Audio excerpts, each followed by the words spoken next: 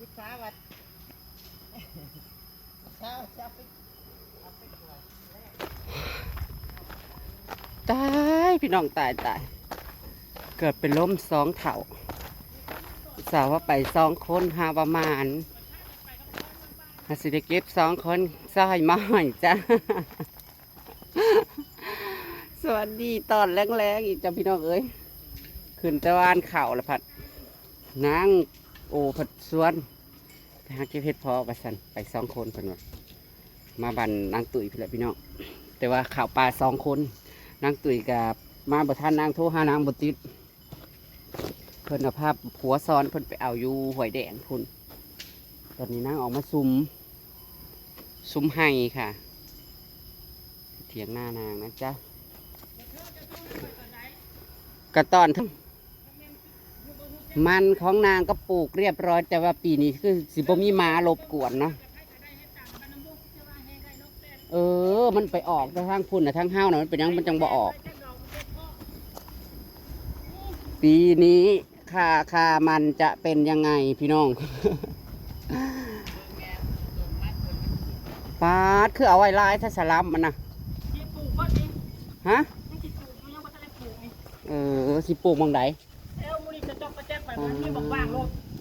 สมาสุมเพื่อนเขาแทะ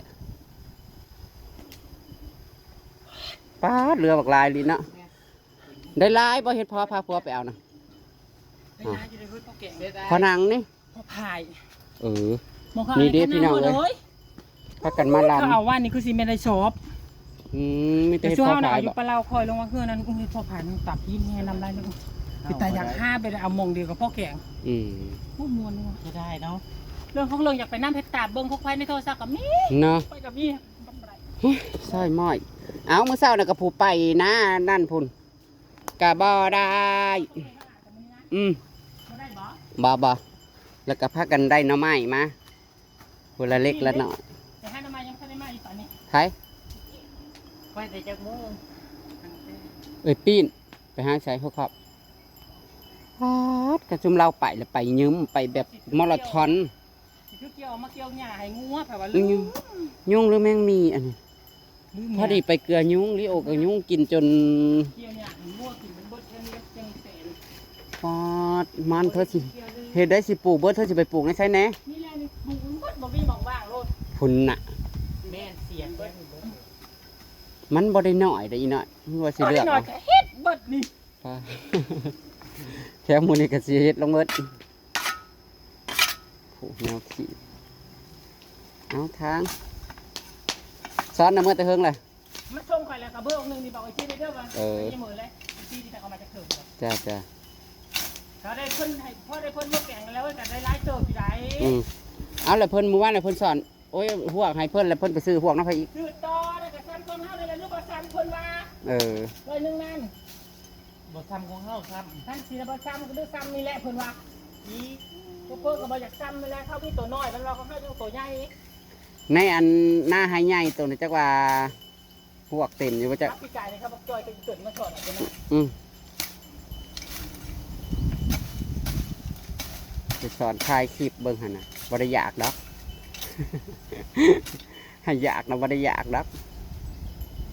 โอ้ยลอยแข้งลอยขาพี่น้องเอ้ยเป็นยาง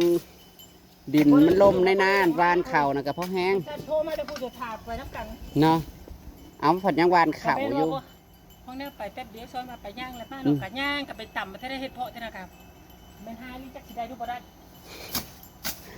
ไปถึงหม่องมันซะเนาะอันนี้นี่เก็บลำในหม่องนั้นใต้หัวนี่เพื่อนเขาเจ้านี่เด้ไปพุ่นไปมองช่วงเขาหาน่ะบ่ได้ช่องดอกนี่นะตอนค่ำนะคอยจะไปในอันกบไผ่ในชาเหลื่อมในบ้านถ้าไปหาเห็ดไข่เนยเห็ดพวกในทางนั้นเมื่อลังเดียวนั้นแล้วมันออกเลยได้เห็ดพอไผ่กันนะเห็ดพวกก็ไปออกแต่ทั้งบ้านอื่นพี่น้องเอ้ยบ้านนวานมันเป็นตายหลอดตายเปื่อยที่สร้างมันยังไม่ต่อออกบ่ได้กินด้วยจ้าในบ้านนี่ด้วยจ้าโหต้องใส่เสื้อมันตายไปแล้วเนาะไฟใหม่หมดบ่พวกมันนี้ไปอยู่บ้านอื่นหมดแล้วมันพวกนี้ผัดคือเมาลายเฮ้ยเมาน่ะลายชูปีนั่นแหละปีได้สิบลายปีกายนี่ให้กระลายกับบลายปันได้คือปีนี้จักเลยมันเมาออกลายเลยให้ตามูใหญ่เขาว่า ใหญ่แล้วเป็นใหญ่อยู่แต่หมู่ทางบ้านอื่น บ้านอื่นเนาะ บ้านเจ้าบ่มี ได้4โล5โลกับบัดมื้อนี้เพิ่นบ่ได้เหรอวะ อันนี้เอาส่วนขึ้นมาเฮ็ด จ้า บ่ ฉันเฮ็ดอีกจ้าบ่ต้องใส่รถให้มันปึกน้ำมันจ้า ต้องเอารถเฮ็ดปีนี้ผลผลิตนางสิได้ซ้ำใดพี่น้องเลย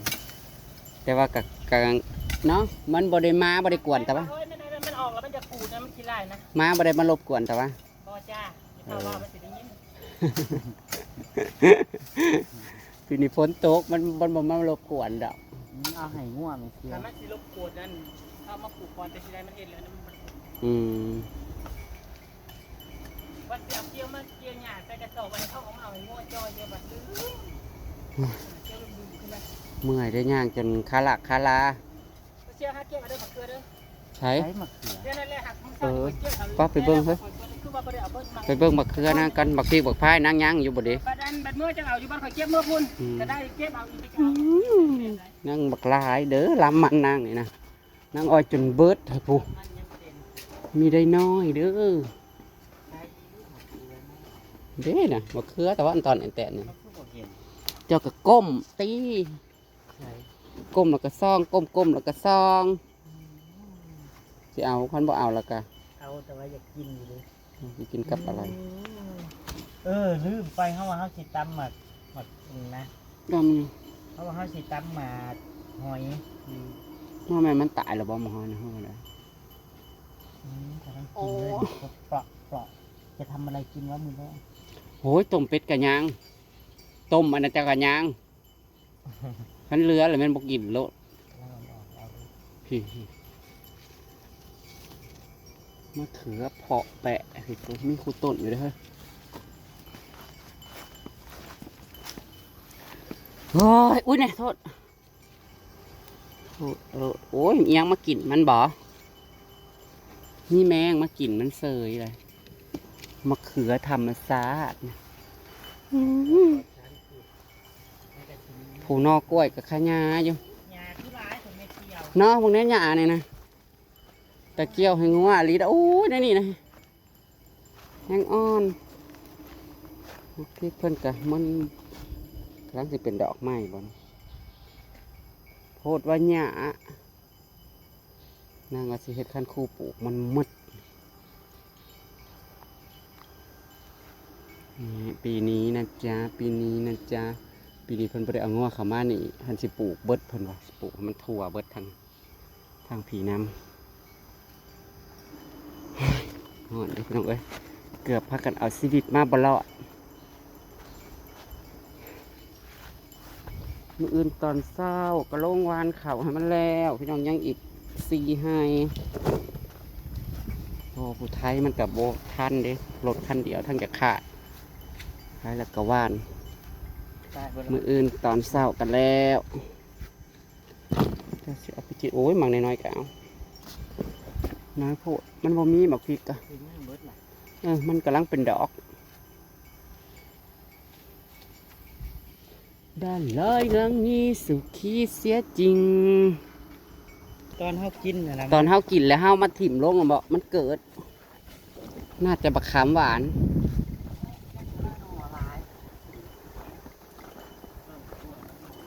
โอ้ยตัวกล้วยมันก็สมบูรณ์นี่ ปีนี้นั่งสิทาง มันเป็นลูกออกมาเจาะนี่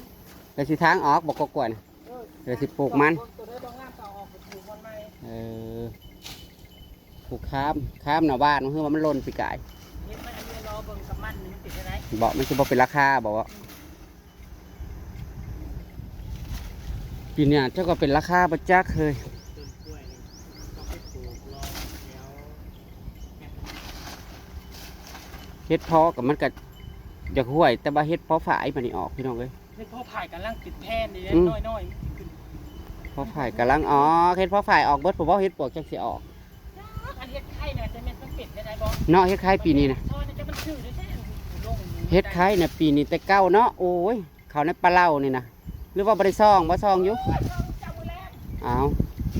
แต่คนล่างออกนั่น เฮ็ดคล้ายก็ยังบ่ออก หรือว่าถ้าฝนขาดพุ่นบ่เพิ่นสิหม่นขี้ดินแห้งออกมาแล้วน่าไล่เอามอยแม่น่ะบ่หรือสิประมาณพุ่นแหละ มันเบิดคนหุ่นมันสิออกเฮ็ด นี่ก็พักกับมาแว่นางจ้ะเมื่อย เกือบเอาชีวิตบรอด จากนั้นก็อวยเมื่อค่ะ ตอนนี้ก็เป็นเวลา6 นาฬิกาแล้วดันจะทุกคนแล้วพอกันมืออื่นก็แล้วกันนะจ๊ะอันนี้ก็ฝากเป็นกำลังใจให้นางตุ้ยๆด้วยค่ะ มันปีนี้ก็ขอให้เป็นราคาในเด้อ นี่มันสิช่วยคือเจ้าของบ่ด้วยว่า มันนางสิเป็นราคาบอแต่ว่าปีนี้ก็บริมีหม้ามารบกวนไปได้อยู่มีคนสิปลูกทั่วเบัดนางว่า โอ้ยน้องคือโคยโนยมันก็ได้โคตรจับโคตรบ่ได้ที่บุญเนาะ จ้า นี่มันก็เอาขี้เอางอแล้วกันน้อยตายเลย เหรอมันบ่งามเฮ้ย จังว่ามันบอกออกเนาะจังว่าบอกพี่ออกงานเลยเด็ก ตอนนั้นน่ะมันงามเลยฉันมาลักก็นั่งวันน่ะเด้ก็คือได้ต่ำอยู่ แค่นี้ก็โอ้พลาดเลยมัน โอเคพี่น้องคะตามคลิปหน้าจ้าไปแล้วค่ะ สวัสดีจ้า